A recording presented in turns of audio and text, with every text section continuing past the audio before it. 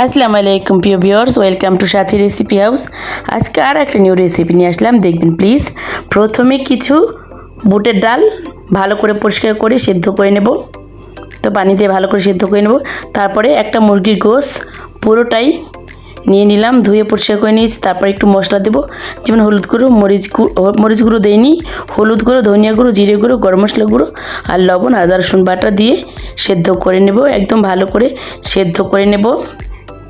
এই তো পানি দিয়ে ভালো করে সেদ্ধ করে নেব। এই তো বুটের ডালটা প্রায় সেদ্ধ হয়ে গেছে, এখন পানিটা ভালো করে শুকিয়ে নেব। এভাবে মুরগির গোশতেরও ভালো করে সেদ্ধ করে পানিটা শুকিয়ে নেব। তারপরে এই তো বুটের ডালটা সেদ্ধ হয়ে গেছে ভিউয়ার্স, আমার গোশটাও সেদ্ধ হয়ে গেছে। এখন ভাজা ভাজা করে হাড়গুলো ছুটিয়ে নেব। এই তো হাড়গুলো ছুটিয়ে একটু হালকা ব্লেন্ড করে নিয়েছি, একদম ঝুরো ঝুরো হয়েছে। তারপরে বুটের ডালটাও ব্লেন্ড করে নিয়েছি। এখন পেঁয়াজ কুচি দিলাম, কাঁচামরিচ কুচি দিলাম। তারপরে একটু মশলা দেব, যেমন হলুদ গুঁড়ো, মরিচ গুঁড়ো, জিরা গুঁড়ো, ধনিয়া গুঁড়ো, গরম মশলা গুঁড়ো, আদা রসুন বাটা, লবণ।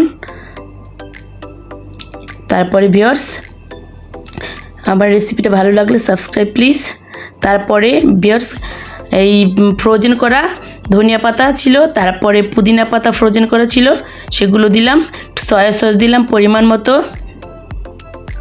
তারপরে এই তো কাবাব মশলা দিলাম। তারপরে ভিউয়ার্স, দুটো ডিম দিলাম।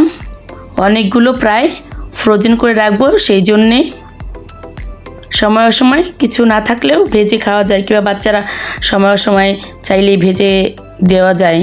তারপরে পেঁয়াজ বেরেস্তা দিলাম অনেকগুলো, আর এক বাটি বেসন দিলাম, দিয়ে ভালো করে একদম ভালো করে হাতে মথে নেব। ভিউয়ার্স, রেসিপি ভালো লাগলে সাবস্ক্রাইব প্লিজ, বেশি ভালো লাগলে লাইক কমেন্ট শেয়ার করে পাশে থাকবেন।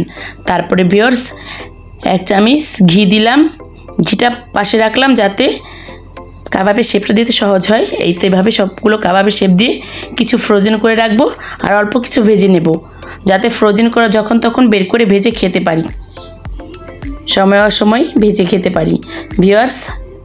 এই তো তারপরে আর একটা ডিম নিলাম, কিছু ভেজে নেব, তাই একটু লবণ দিয়ে ডিমটা ভালো করে ফেটিয়ে নিব।